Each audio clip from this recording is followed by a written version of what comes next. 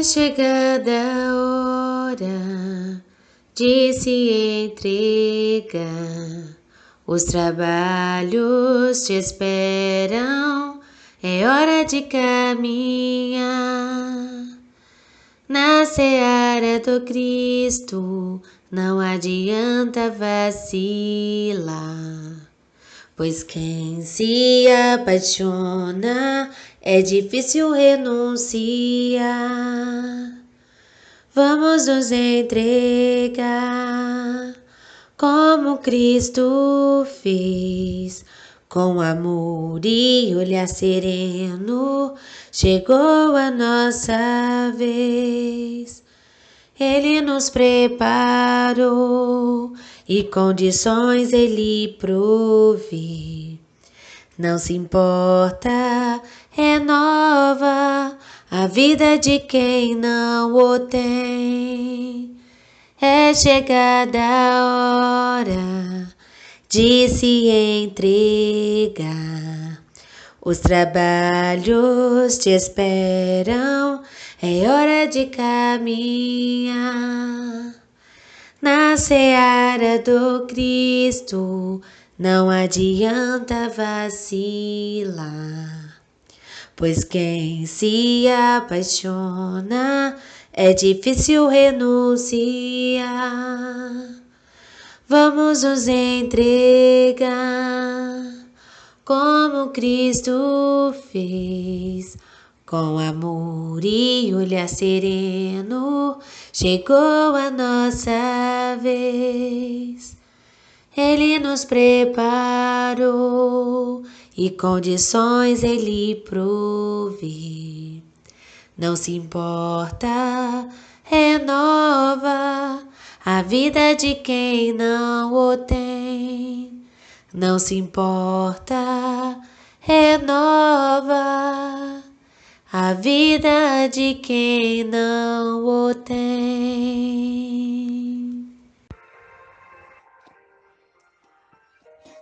Oremos.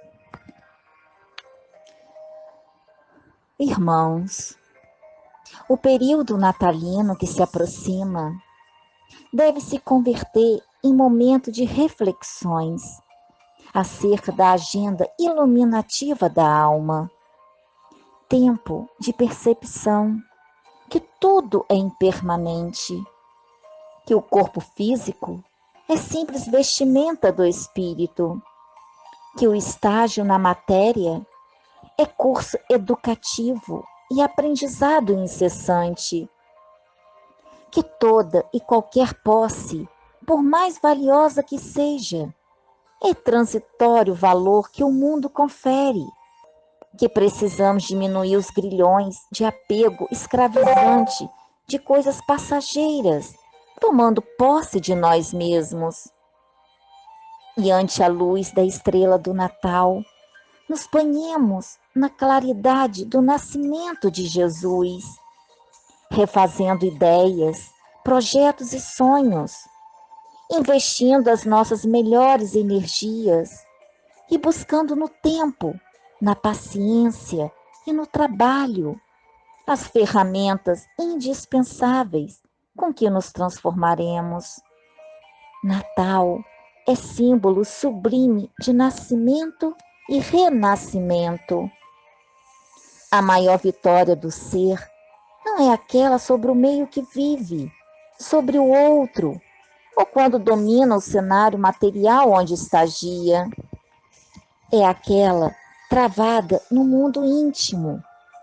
Aparentemente vencido, refaçamos nossos sonhos. Tombado, voltemos a ficar de pé. Ferido, avancemos mesmo assim. Mas nunca nos esqueçamos de que o maior homem do mundo, Jesus Cristo, optou por uma cruz, de onde distendeu os braços em forma de asas, se libertando do mundo em sombras e regressando vitorioso ao colo de Deus. Que assim seja. Bom dia, meus irmãos. A leitura desta manhã do nosso Evangelho está em 1 Coríntios, capítulo 3, versículo 13 e 14. A obra de cada um se manifestará. Na verdade, o dia a declarará, porque pelo fogo será descoberta, e o fogo provará qual seja a obra de cada um. Se a obra que alguém edificou nessa parte permanecer, esse receberá galardão. Que assim seja.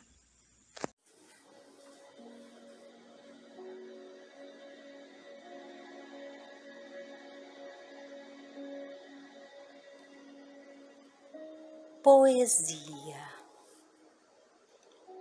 com o título Parnaso de Além-Túmulo, psicografia de Francisco Cândido Xavier, pelo Espírito, o poeta João de Deus. Além do túmulo, o Espírito ainda canta seus ideais de paz e de amor e luz no ditoso país onde Jesus impera com bondade sacrossanta. Nessas mansões a lira se levanta, glorificando o amor que em Deus transluz, para o bem exalçar que nos conduz, a divina alegria pura e santa. Dessa castalha eterna da harmonia, transborda a luz excelsa da poesia, que a terra toda inunda de esplendor. Hinos das esperanças espargidos sobre os homens, tornando-os mais unidos na ascensão para o belo e para o amor. Do livro Parnaso de Além-Túmulo, página 323. Que assim seja. Bem, um bom dia a todos mais uma vez. Que Deus possa estar nos abençoando nesse domingo. E como sempre, né, o início de todos os estudos, tanto o versículo quanto a poesia, falando de temas relacionados também ao tempo que nós vamos estudar hoje. O versículo falando, né, da questão das nossas atitudes aqui na Terra, que irá ser determinante ao que nós iremos receber na vida após a nossa morte do corpo físico. E que hoje realmente nós estaremos falando sobre esse tema, sobre o tema de a vida após a morte. Bem, hoje nós veremos o que vive depois da morte, quais são as sensações depois da morte do corpo físico, quais são as causas dessas sensações boas e ruins que nós estaremos sentindo e o que podemos estar fazendo para poder melhorar a nossa vida após a morte. O que fazer para receber o galardão na vida espiritual, como vem dizendo no versículo no livro de Coríntios. Bem, para começarmos, eu irei fazer um breve comentário sobre o que vive depois da morte, já que nós sabemos que o nosso corpo físico ele fica aqui na Terra, semeando o nosso corpo físico na Terra, no chão, nasce, ressuscita o corpo espiritual. Isso são palavras do apóstolo Paulo no livro de Coríntios, no capítulo 15, no versículo 44, que ele começa a nos dizer nesse capítulo, em alguns tópicos, exatamente o que irá viver após a morte do nosso corpo físico. E ele fala que semeando o corpo animal, ressuscita o corpo espiritual. Se há um corpo animal, também há um espiritual. E aqui o apóstolo Paulo emprega muito bem a palavra ressuscita o corpo espiritual, porque a palavra ressuscitar, ela significa voltar à vida, né? Retornar à vida. E a morte nada mais é que fazer com que o espírito, o corpo espiritual, retorne à verdadeira vida, que é a vida espiritual, que é a vida no reino de Deus. Jesus já nos disse na Bíblia que o reino dele não é desse mundo. E na casa do meu pai há várias moradas. Então são nessas moradas que após a morte cada um de nós irá habitar com o corpo espiritual. No versículo 50, Paulo ainda afirma que o que afirma, irmãos, é o que nem o corpo, nem a carne, nem o sangue podem participar do reino de Deus, e que a corrupção não participará da incorruptibilidade. Mostrando aqui que o corpo de carne e sangue não entrará no reino dos céus, e quem habitará realmente é a parte espiritual, é o nosso espírito.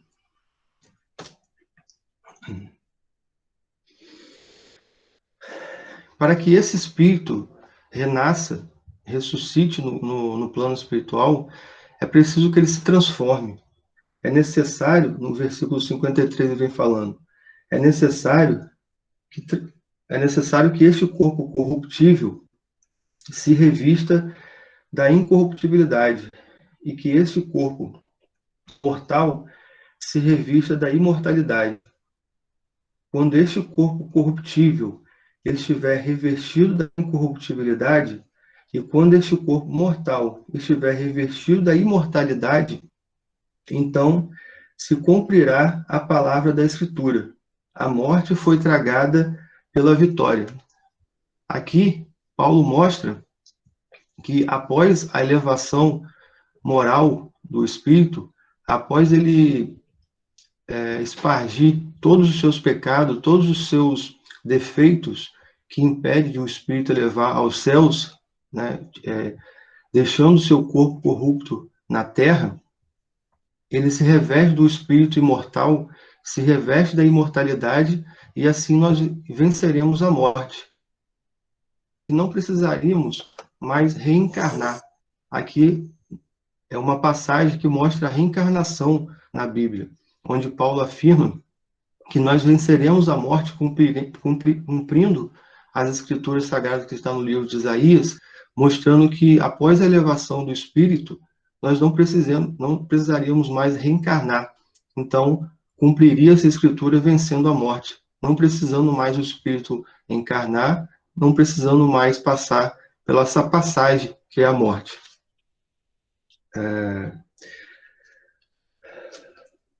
Então, o que seria esse espírito? Qual seria a definição de espírito, já que é ele que irá viver na vida espiritual após a morte?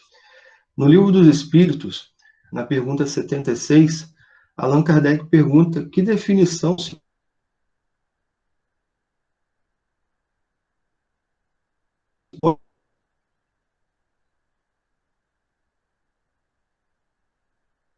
pode dar.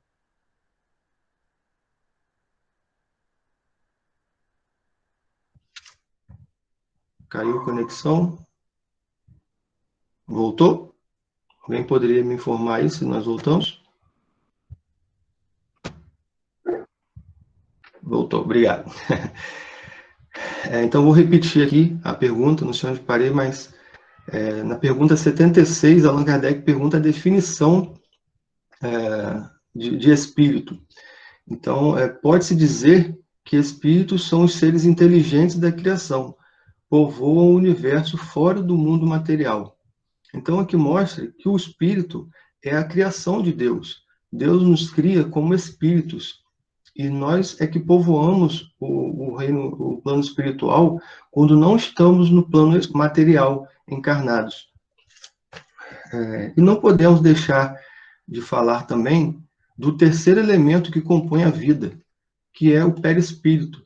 O perispírito, que é um invólucro imaterial, um invólucro fluídico, que reveste o espírito e que faz essa ligação do espírito ao corpo físico, para que o espírito possa passar por essa experiência material. No livro Depois da Morte, de Leon Denis, que é um dos livros que nós vamos estar utilizando aqui no estudo, no capítulo 29 ele fala sobre esses três elementos. Ele fala que esses três elementos, matéria, fluido e inteligência, estreitamente ligados em nós para constituir a vida, encontra-se na base da ordem universal, da qual são as substâncias fundamentais. A alma, desprendida do corpo material, revestida do invólucro sutil, constitui o espírito, ser fluídico de forma humana, liberto das necessidades terrestres, invisível e impalpável em seu estado normal. O espírito não é mais que o homem desencarnado. Todos tornaremos a ser espíritos. A morte, ela só nos restitui a vida no espaço. Então a gente vê aqui na literatura que esses três elementos unidos fazem com que o espírito possa habitar os mundos materiais e após a morte do corpo físico, ele continua sendo revestido pelo perispírito, onde irá dar a sua forma, normalmente a forma da última encarnação, e irá levar com o espírito todas as suas informações, todos os seus pensamentos, toda a sua consciência para o plano espiritual. Bem, mas o que acontece com o espírito, ou seja, o que acontece com nós após a morte nos restituir a verdadeira vida, que é a vida no reino dos céus? Bem, e para a gente começar a estudar sobre o que realmente acontece na vida após a morte, nós vamos estar utilizando a parábola do mal rico como base do estudo, que é uma parábola que irá falar realmente de algumas possíveis sensações, das causas das sensações que nós iremos estar podendo passar após a morte. Eu vou ler aqui a parábola do mal rico, que está contida no Evangelho de Lucas, no capítulo 16, versículo 19 a 31, e no Evangelho segundo o Espiritismo, no capítulo 16 também, no item 5. Havia um homem rico que vestia púrpura e linho, e se tratava magnificamente todos os dias. Havia também um pobre chamado Lázaro, deitado à sua porta, todo coberto de úlceras, que muito estimaria poder mitigar a fome com as migalhas que caíam da mesa do rico. Mas ninguém lhes dava e os cães lhe vinham lamber as chagas. Ora, aconteceu que esse pobre morreu e foi levado pelos anjos para o seio de Abraão. O rico também morreu e teve por sepulcro o inferno. Quando se achava nos tormentos, levantou os olhos e viu de longe Abraão e Lázaro em seu seio. E exclamando, disse essas palavras: Pai Abraão, tem piedade de mim e mande Lázaro a fim de que me molhe a ponta do dedo na água para me refrescar a língua, pois sofro horríveis tormentos nessas chamas. Mas Abraão lhe respondeu: Meu filho, lembra-te de que recebeste em vida teus bens e de que Lázaro só teve males. Por isso, ele agora está na consolação e tu nos tormentos. Ao demais, existe para sempre um grande abismo entre nós e vós, de sorte que os que queiram passar daqui para ir não podem, como também ninguém pode passar do lugar onde estais para aqui.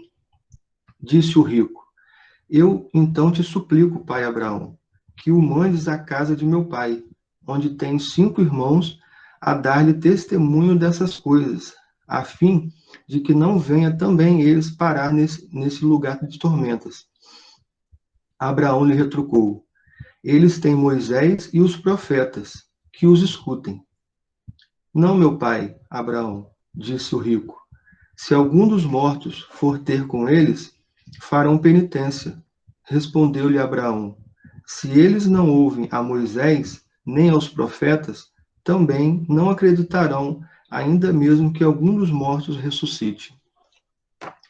Essa é a parábola do mal rico, e nós começaremos a ver alguns detalhes dessa parábola em relação à vida após a morte. E aí, como vimos aqui, há uma conversa entre esse mal rico e o Abraão. Mas duas coisas eu quero deixar aqui antes de darmos sequência na parábola. Primeiro é a veracidade dessa parábola. Nós sabemos que Jesus, ele deixou todos os seus ensinamentos como parábolas. Sempre ensinava as pessoas o seu ensinamento através de parábolas.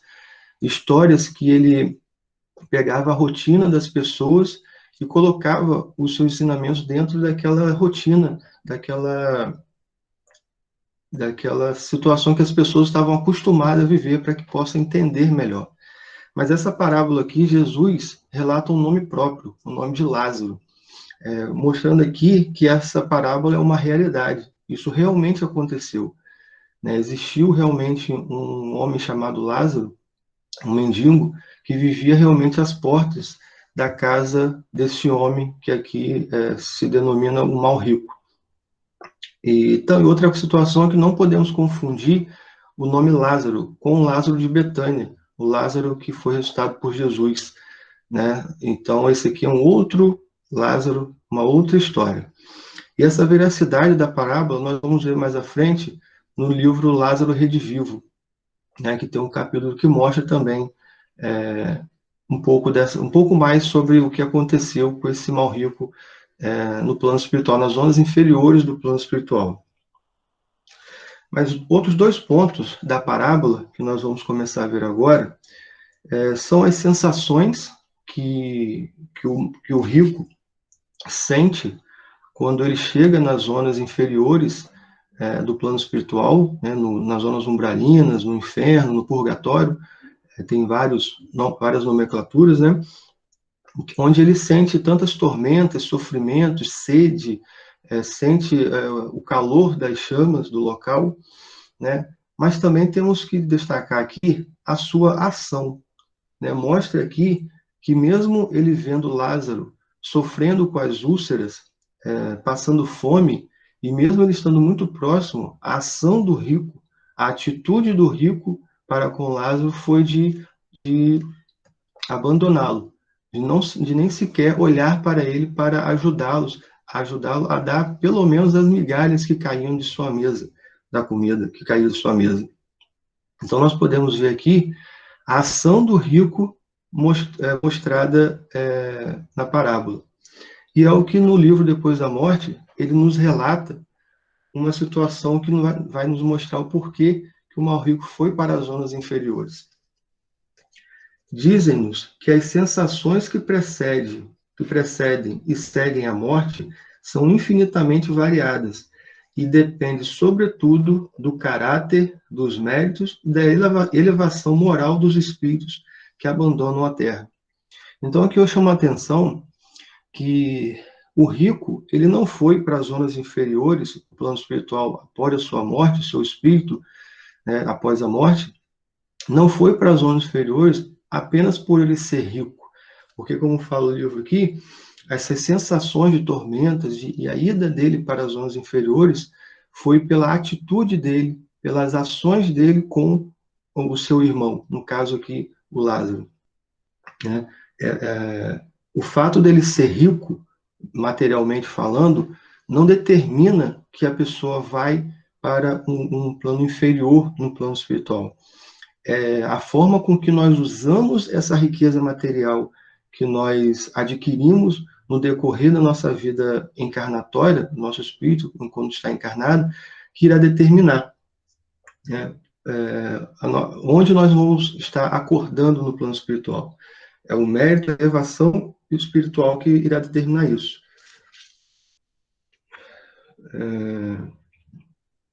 Então, aqui, nós vamos começar a ver a explicação por conta dessas sensações que ele sentiu no plano espiritual. Continuando no livro, depois da morte, a impressão sentida pela alma revela-se penosa e prolongada quando esses laços são mais fortes e numerosos. Causa permanente da sensação e da vida, a alma experimenta todas as comoções, todos os do corpo material, dolorosa e cheia de angústia. Então ele fala aqui que quanto mais forte o nosso vínculo material quanto mais forte o nosso espírito estiver vinculado à matéria, mais difícil será esse desprendimento lá no plano espiritual. Daquela alma que está tentando se aproximar cada vez mais do plano espiritual, ainda aqui na Terra. Aquele mostra que a morte é para outros, senão um sono agradável, seguindo de um despertar silencioso. O desprendimento é fácil para aquele que previamente se desligou das coisas desse mundo, para aquele que aspira os bens espirituais e que cumpriu os seus haveres. Há, ao contrário, luta, agonia prolongada do espírito preso à terra, que só conheceu os gozos materiais e deixou de preparar-se para essa viagem. Essa viagem que ele relata aqui no livro, essa viagem que a morte proporciona ao espírito retornando à pátria espiritual. Muitas vezes nós não nos preparamos para algo que é inevitável, para algo que a única certeza que nós temos, né, na vida é que um dia o nosso corpo material irá perecer. E como o apóstolo Paulo fala, após a semeadura do corpo na terra, o nosso espírito irá ressuscitar no plano espiritual. E o que estamos fazendo para termos uma vida após a morte melhor, né? Então aqui fala desse desprendimento material. Outras sensações que nós podemos destacar aqui são as sensações que as mentes criminosas podem estar sentindo. Aquelas pessoas que acabam, por más escolhas na vida, acabam violando a vida das pessoas, trazendo a maldade, a violência dentro da vida das pessoas, né? Aqui ele mostra que outros espíritos de ordem inferior se acham mergulhados em uma noite profunda, em um completo insulamento no seio das trevas. Sobre elas pesa a incerteza, o terror. Os criminosos são atormentados pela visão terrível e incessante das suas vítimas. Então percebam que todas as nossas ações, tudo que a gente faz aqui enquanto encarnado, enquanto espíritos encarnados, irá determinar o que nós iremos passar na verdadeira vida espiritual. Por isso que precisamos começar a acordar espiritualmente para essas situações que nós poderemos passar.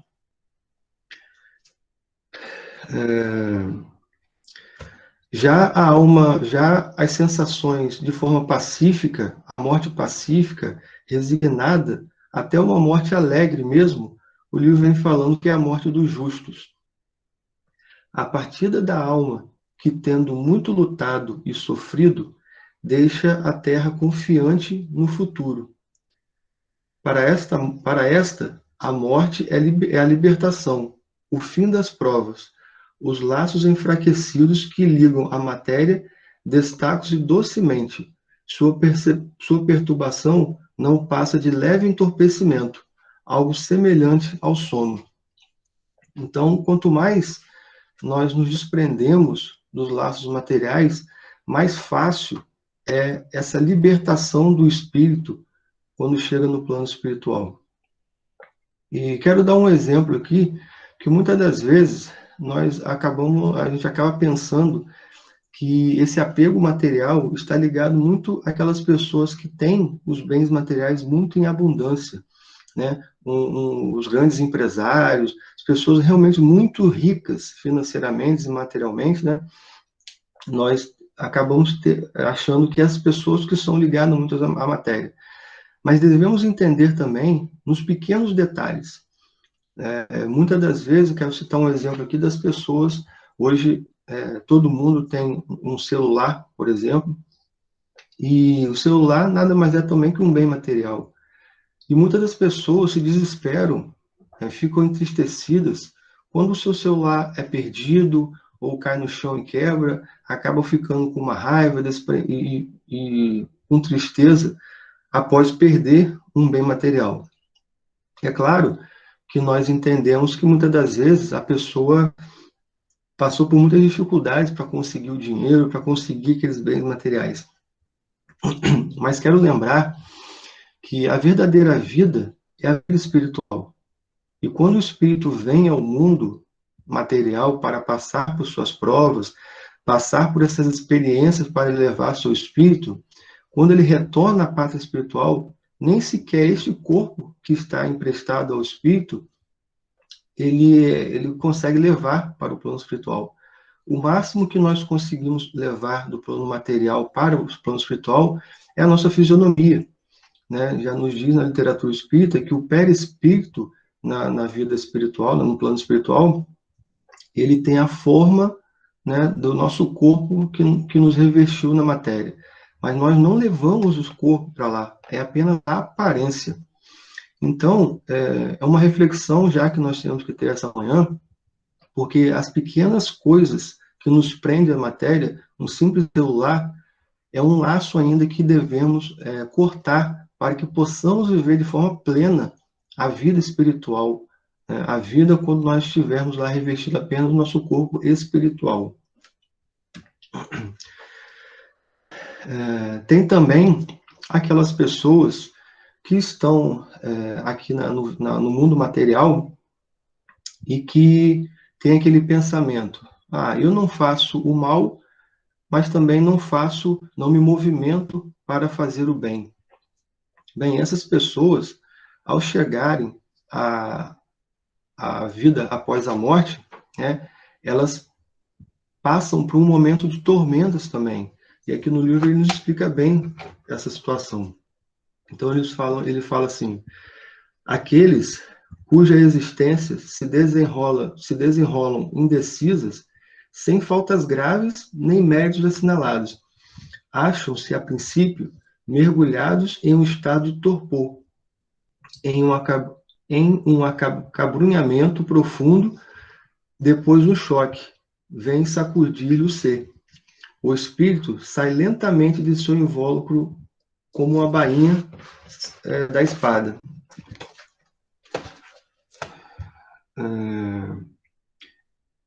Recobra a liberdade, porém hesitante, tímido, não se atreve a utilizá-la ainda, ficando cerceado pelo temor e pelo hábito aos laços em que viveu. Continua a sofrer e a chorar com os entes que estimaram em vida. Assim, corre o tempo, sem ele o medir. Depois de muitos, outros espíritos auxiliam, com seus conselhos, ajudando a dissipar suas perturbações, a libertá-lo das últimas cadeias terrestres e a elevá-lo para ambientes menos obscuros. Então percebam que estarmos aqui na vida material simplesmente por viver, não fazendo mal, mas também não nos movimentando para fazer o bem ao próximo, nós não vamos estar seguindo a lei do Evangelho, que é a lei de amor e caridade. Então nós precisamos estar nos movimentando para não entrarmos num estado de tormento na vida espiritual. São pessoas que podem estar sentindo aquelas sensações de atordoamento, onde não sabe onde estão, não sabe se está na vida material, se está na vida material, fica perdidos no plano espiritual. E ficam ali perdidos por muito tempo, até que consigam ser auxiliados pelos bons espíritos, a ponto de, com o tempo, recebendo vários conselhos, poder sair daquele estado de tormentas que ele vive. O fato é que, quanto mais a gente conhece a vida espiritual, quanto mais a gente busca o conhecimento de como vai ser a vida após a morte, ela irá nos trazer um benefício que o livro aqui nos traz da seguinte maneira: o conhecimento do futuro espiritual, o estudo das leis que presidem a desencarnação, são de grande importância como preparativos à morte. podem suavizar os nossos últimos momentos e proporcionar-nos fácil desprendimento, permitindo mais depressa nos reconhecermos no novo mundo que nos desvenda. Então, como eu falei, é inevitável a nossa morte. Todos nós iremos deixar esse corpo físico e viver no plano espiritual. Quanto mais a gente conhece as leis que estão regendo a nossa vida, mais depressa nós vamos nos desprender desses laços materiais. Por isso devemos viver de forma intensa a vida, mas de forma intensa dentro do Evangelho, dentro das leis que irá depurar o nosso espírito, irá mudar a nossa forma de ver o outro, irá mudar a nossa forma de ver a busca pela matéria, a busca pela riqueza material. Porque a busca da riqueza material, ela não é um pecado, ela não é errada aos olhos de Deus. O que é errado aos olhos de Deus é como você utiliza tudo que você ganha aqui. Então, da forma que você vai utilizar, como na parábola do mal rico, como ele utilizou, lá daqui a pouco nós vamos ver o que ele fez para merecer aqueles sofrimentos, é isso que irá determinar realmente como foi a nossa estadia aqui na Terra e como vai ser a depuração do nosso espírito para poder viver no reino dos céus de forma plena. Bem, então, por que acontece essas sensações? Por que o espírito sente essas sensações? Isso já é o confrontamento quando o espírito fica de frente com as leis de Deus. Aqui, quando chegamos no plano espiritual, nós ficamos diante das leis de Deus, principalmente a lei de causa e efeito. Uma lei que vai nos mostrar que tudo que nós fazemos, tudo que nós pensamos, tudo que nós sentimos, todas as nossas ações, elas serão determinantes para tudo que a gente vai sentir, tudo que a gente vai viver no plano espiritual. A lei de causa e efeito, quando o espírito chega ao plano espiritual, ele passa por um momento como se fosse um julgamento de Deus, mas dentro de si mesmo. Ele é colocado de frente a si mesmo, onde ele consegue enxergar todo o seu passado, tudo o que ele fez desde a infância até a sua morte, irá ser desvendado aos seus olhos. Então, nesse momento, é o momento onde o espírito se vê à frente de tudo que ele fez, todos os seus erros, todos os seus acertos, todos os seus triunfos, as boas ações, mas também todos os crimes, todas as tormentas que ele fez o outro passar, todas as oportunidades que ele teve e não aproveitou, ou que ele aproveitou também, né? Então, todo bem e todo mal que nós fazemos nos é colocado à frente. E aí é a nossa consciência que irá nos explicar o porquê daquelas sensações. O mal rico, por exemplo, da parábola, ele, ao perceber que ele está em tormentas, ele começa a refletir sobre tudo isso. E aí, no livro Depois da Morte, ele nos fala assim: para si, o passado... Perdão. Para si, o passado explica o presente, e este deixa prever o futuro. Eis para o espírito a hora da verdadeira tortura moral. Essa evocação do passado traz-lhe a sentença temível, a increpação da sua própria consciência, espécie de julgamento de Deus. Por mais lacerante que seja, esse exame é necessário, porque pode ser o ponto de partida das resoluções salutares e da reabilitação.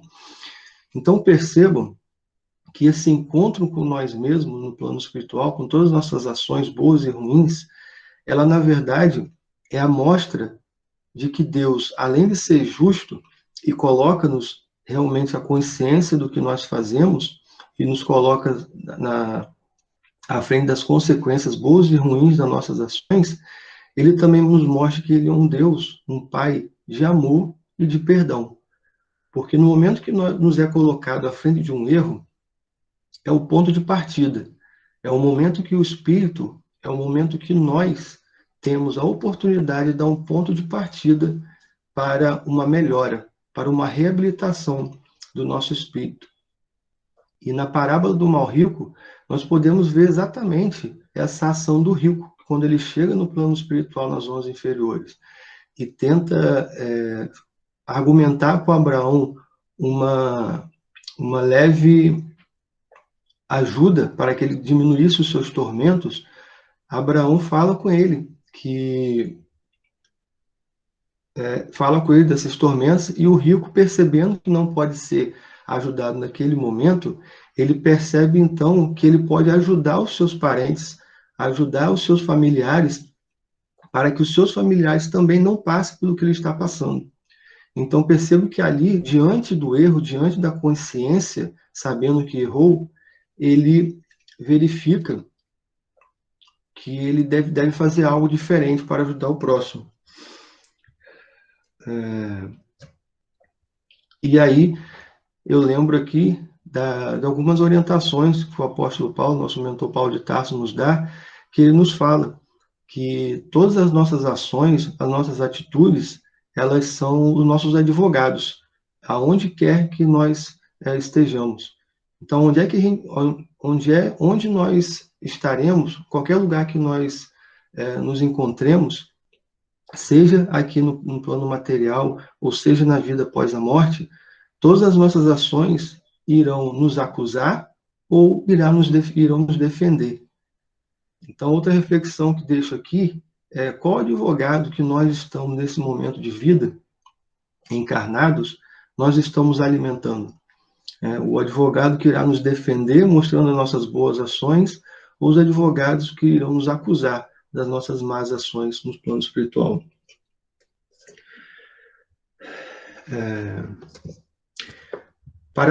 Para distrair-se do cuidado das preocupações morais, o homem tem o trabalho, o estudo, o sono. Para o espírito, não há mais esses recursos. Desprendido dos laços corporais, acha incessantemente em face do que então decorrem. Despertam-lhe, na maior parte dos casos, o desejo de, em breve, tomar o corpo carnal para combater, sofrer e resgatar esse passado acusador. Quando chegamos ao plano espiritual, o nosso espírito ele não tem mais o trabalho para ganhar o dinheiro, o salário para pagar as contas. Nós não precisamos mais disso. Nós não precisamos mais dormir. Então, o espírito se vê apenas com a obrigação de perceber tudo que ele fez para poder mudar as suas ações. E isso, a qualquer momento, nós podemos fazer isso. Tanto agora, nesse momento, quanto na vida espiritual, mas de preferência aqui, porque Jesus já nos disse que quando nós temos uma contenda com o irmão, é melhor que nós façamos as pazes aqui enquanto estamos caminhando com ele. Não esperar, porque quando a gente se afastar, quando um do outro morrer, nós não podemos ter mais contato de forma imediata. E aí teremos que retornar através da reencarnação para estarmos aqui e fazer as pazes. Por isso, a qualquer momento, nós podemos modificar as nossas ações, através do trabalho, através das provas que passamos, através da resignação de tudo que a gente passa na vida material. A todo momento, nos é dada uma oportunidade para mudar as nossas ações.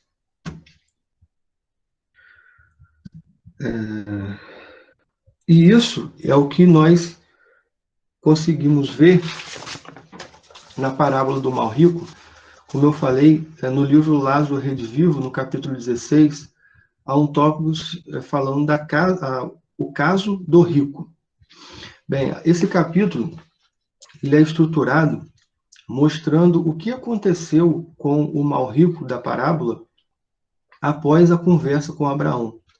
Após Abraão relatar para ele que ele não poderia ir até a sua casa de forma espiritual, ou algum dos bons espíritos pudesse ir à casa dele para avisar os seus entes queridos sobre o que é a vida após a morte, ele fica ali naquela zona inferior, passando por seus tormentos, e ali passa por reflexões, falando sobre o que ele passou. Ele passa por pensamentos sobre tudo que ele fez na sua vida. Como o livro que Depois da Morte falou, né? No plano espiritual, nós não temos mais a obrigação das coisas materiais, então ficamos ali realmente refletindo sobre o que nós fazemos, o que nós fizemos. E no livro mostra o seguinte: de algum modo, resignara-se com os tormentos que lhe assediavam o coração, porque fizera por merecê-los, bem o reconhecia. E então veja o que ele fez, o mal rico da parábola. Despojara viúvas paupérrimas, perseguira órfãos desprotegidos e provocara a falência de homens honestos. Faltara a princípios comezinhos de caridade. Praticara a usura e subornara a consciências frágeis. Sempre decidido a valer-se do fascínio do ouro. Aproveitara muita gente invigilante e inclinada ao mal, a serviço da ambição que lhe é própria. Receando o futuro, amealhara consideráveis haveres para os filhos, rodeados de vantagem e facilidades econômicas, à custa do angustiado suor dos humildes, por ele convertido em escravos sofredores. Em suma, fora cruel e fazia jus à punição. Entretanto, não se conformava com a impossibilidade de avistar-se com a família. Porque não voltar à terra para renovar a concepção da mulher e dos filhos? A companheira sempre fora fiel às suas recomendações. Se pudesse falar-lhes, corrigiria tudo a tempo. Todavia, pai Abraão não lhe proporcionara qualquer esperança. Então perceba quantos males esse mal rico da parábola fez em vida, e ele reconhecendo que merecia aquilo ali. Mas uma coisa ele não estava conseguindo entender: por que o pai Abraão, né, ele não permitia que ele pudesse voltar para a terra em espírito, né, para falar com os seus familiares sobre o assunto. Então, enquanto ele estava ali, de repente, no meio das sombras, ele avista uma pessoa vindo em sua frente. Um homem que, de primeiro momento, ele não reconhece, e esse homem fala com o mal rico: você não me reconhece? Não lembra de mim? Então, assim, ele reconhece Benjamin, que foi um amigo dele que havia morrido antes do mal rico da parábola. Então, no decorrer desse capítulo, do livro Lázaro Redivivo, há uma conversa do mal rico da parábola com o seu amigo Benjamin. E o Benjamin, dentro desse diálogo, fala com ele que ele conseguiu ir visitar a família em espírito, né, na terra. E então, o mal rico se enche de esperança e pergunta a ele como é que foi, né, se ele conseguiu falar com seus filhos, se ele conseguiu falar com sua mulher, se conseguiu verificar os seus bens que ele havia conquistado na terra.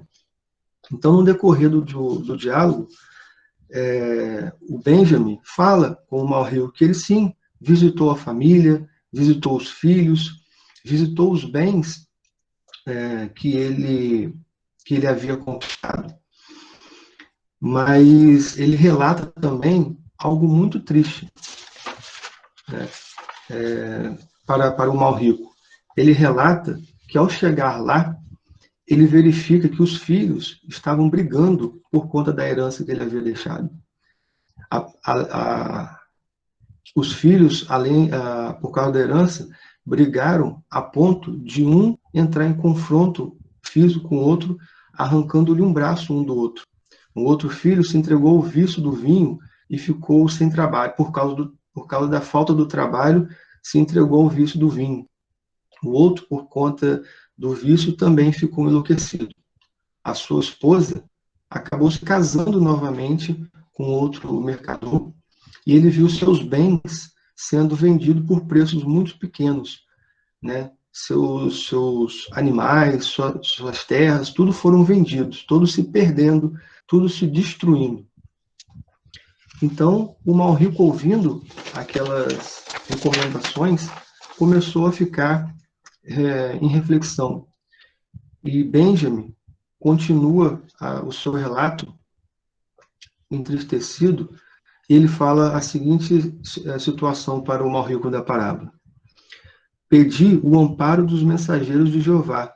Entretanto, em nome dele, nosso eterno Senhor esclareceu-me que a obra era minha, que nunca fui verdadeiramente esposo de minha mulher e pai de meus filhos, nem amigo dos cooperadores e dos animais que me serviu diariamente. Jamais auxiliara os meus na aquisição dos valores positivos do espírito imortal, e nem criara nas propriedades de que fui mordomo e fiel o ambiente de amor e harmonia, calma e confiança que Jeová em vão esperou de mim. Apegar-me simplesmente à usura, ao egoísmo, à admiração e culto de mim mesmo, dilatando a vaidade de minha dominação indébita. E o Benjamin concluiu com tristeza. Por isso, mereci a ironia da sorte e a incompreensão dos meus. Porque Benjamin também relatava que quando ele chegou em espírito, ninguém reconheceu. Como ele não tinha mais o seu corpo material, ninguém o via, ninguém conseguia escutar, ninguém conseguia reconhecer. Então, o mal-rico da parábola, ouvindo essas palavras, meditou, consultou as próprias reminiscências, ou seja, todas aquelas ações que eu havia falado que ele fez, e erguendo-se os braços para o alto, exclamou: Glória ao pai Abraão, que não permitiu meu regresso à terra, e me deu a sede angustiosa e o fogo consumidor para que sarem as feridas de minha alma. E resignado, deitou-se na cinza quente do purgatório, esperando o futuro. Então percebo que tudo que acontece em nossa vida, mesmo que aparentemente seja ruim, como no caso da parábola do mal-rico, ele não entendendo por que Abraão não permitiu que ele voltasse para a terra para explicar aos seus entes queridos, foi justamente que poderia não suportar ver os seus filhos brigando, como o de Benjamin, vendo a sua esposa podendo estar desposada com outro homem, vendo os seus bens materiais que ele conquistou sendo destruído, sendo vendido. Então, muitas das vezes nós passamos por sofrimento, passamos por situações que não queremos ou que não conseguimos e acabamos ficando irritados, achando que passando vários pensamentos em nossa cabeça e esquecemos que Deus é um Pai de amor e de bondade e que está a todo momento nos protegendo. E que se alguma coisa não acontece em nossas vidas, é porque Deus está preocupado com a nossa vida espiritual. Ele irá nos dar oportunidade para o crescimento espiritual.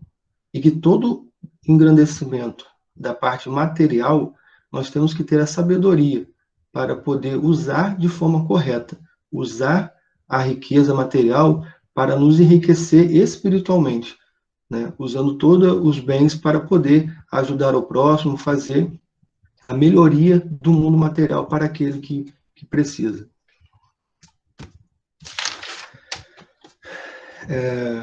Então, nós podemos perceber no estudo de hoje que não é o que temos que irá determinar o que iremos passar na vida futura, na vida que o nosso espírito irá viver após a morte, mas em si, o que nós fazemos com com o que temos.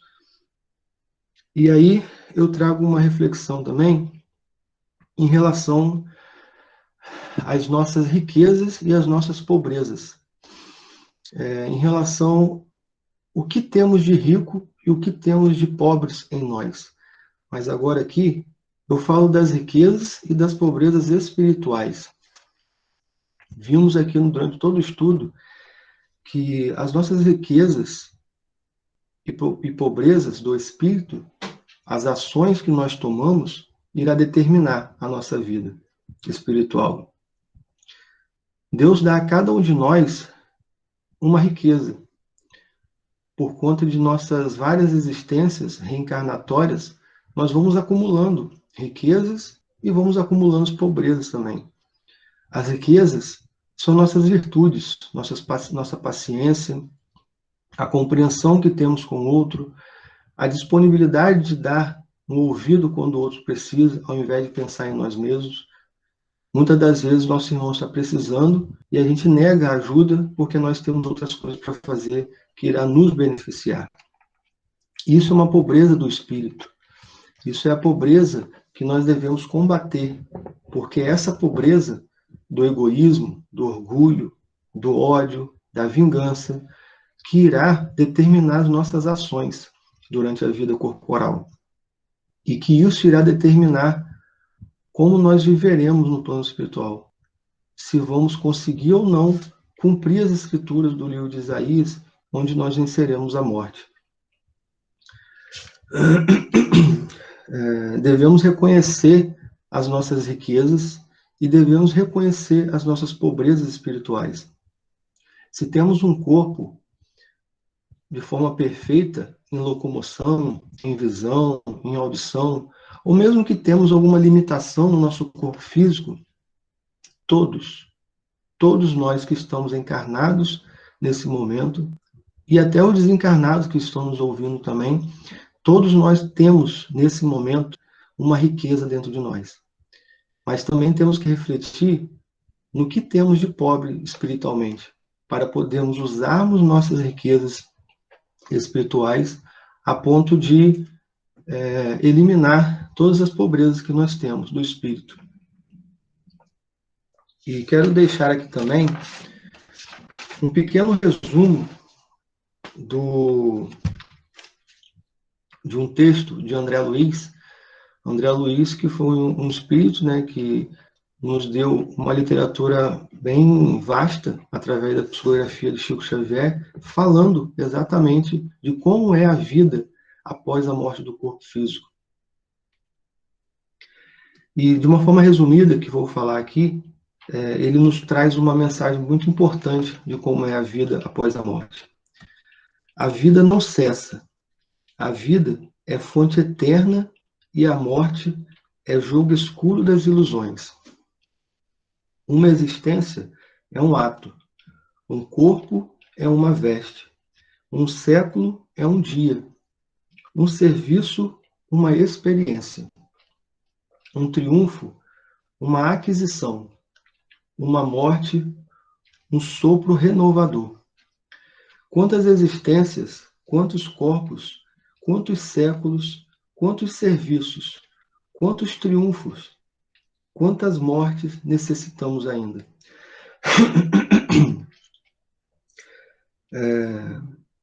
Então, todo o nosso estudo de hoje nos revela, nesse texto que André Luiz fala no livro Nosso Lar, de que quanto mais ainda precisamos fazer para nos desprender da matéria e darmos mais atenção ao plano espiritual, de podermos usar tudo que temos aqui materialmente para elevar o nosso espírito.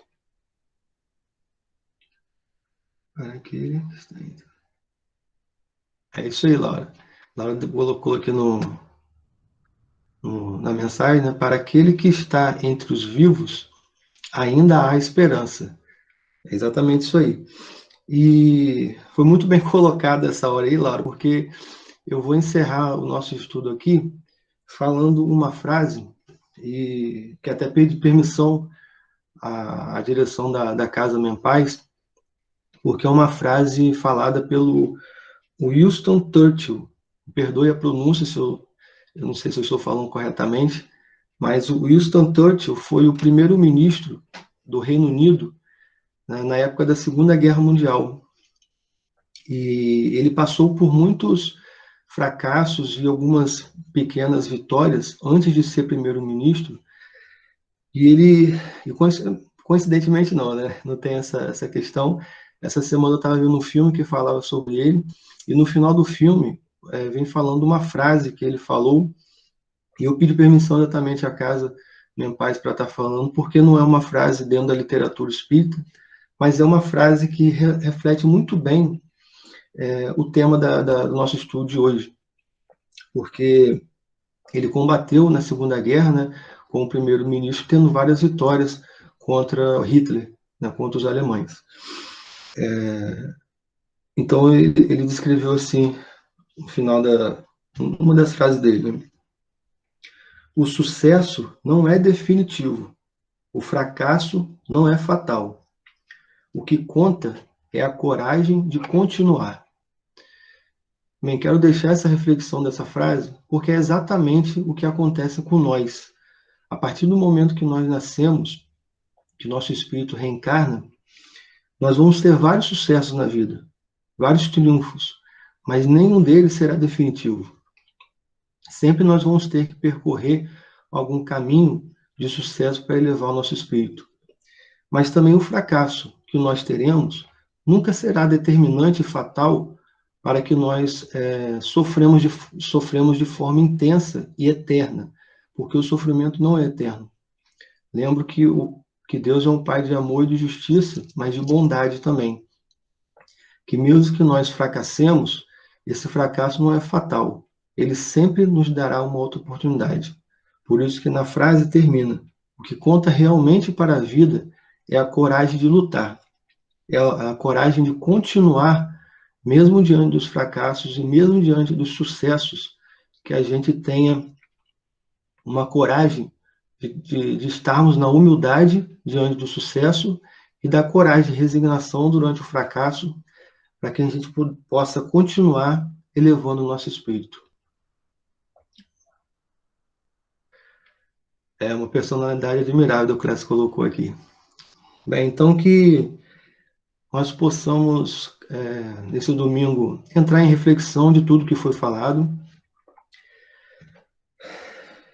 dando realmente o valor necessário para que nós tenhamos uma vida pós a morte, dentro das leis de Deus, dentro das leis que regem a nossa vida, para que possamos viver uma vida espiritual, vida verdadeira, sem tormentos, e pelo contrário, uma vida de servidão para ajudar aqueles que ainda se encontram presos na matéria. Bem, agradeço a todos, mais uma vez, que possamos encerrar esse estudo com mais um hino e uma bela oração. Tenham um bom domingo a todos, e mais uma vez, obrigado. Pai, te agradeço por eu existir. Pai, obrigado por me trazer aqui. Pai,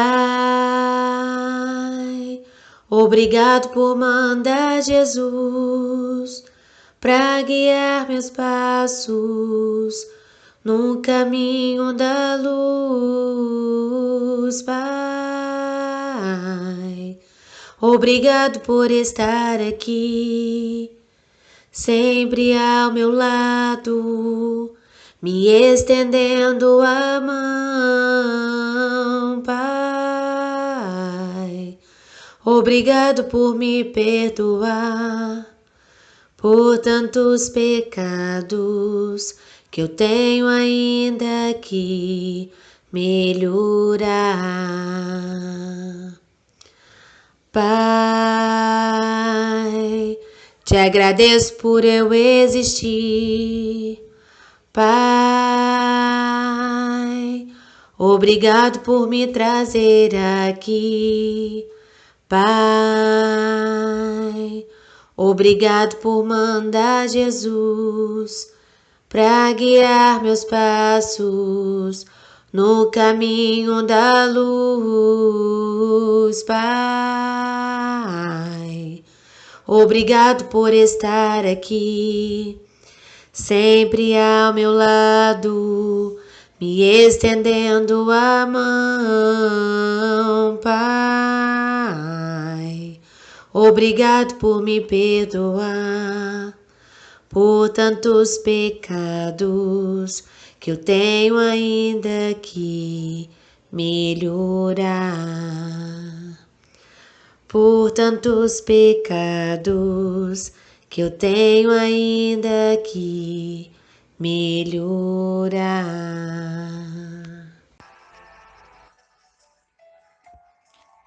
Oremos. Jesus, irmãos, se afirmava filho do homem. E foi preciso que os séculos se sucedessem para que pudéssemos entender que ele assim se denominava, porque não pertencia a este mundo. Ele veio para cá com um objetivo bem claro: ensinar a lei de amor e exemplificá-la em diferentes aspectos.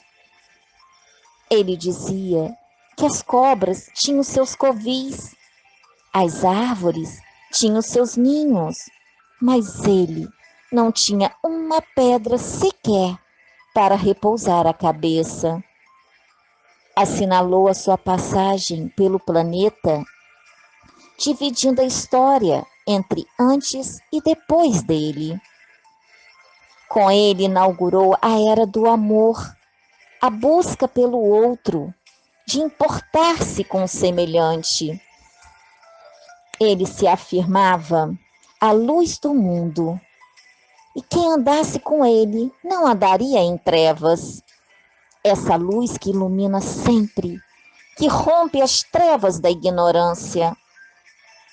Afirmou que éramos filhos da luz, gerados pela luz divina, e por isso convite para que deixássemos brilhar a nossa luz. Afirmou também que se nossos olhos fossem bons, todo o nosso corpo seria luz, olhos de ver o belo, refletir o bem. Ele aconselhava que se alguém nos convocasse a andar 1000 passos, que andássemos até 2000. E até hoje, irmãos, ele tem a sua vida vasculhada. Que assim seja.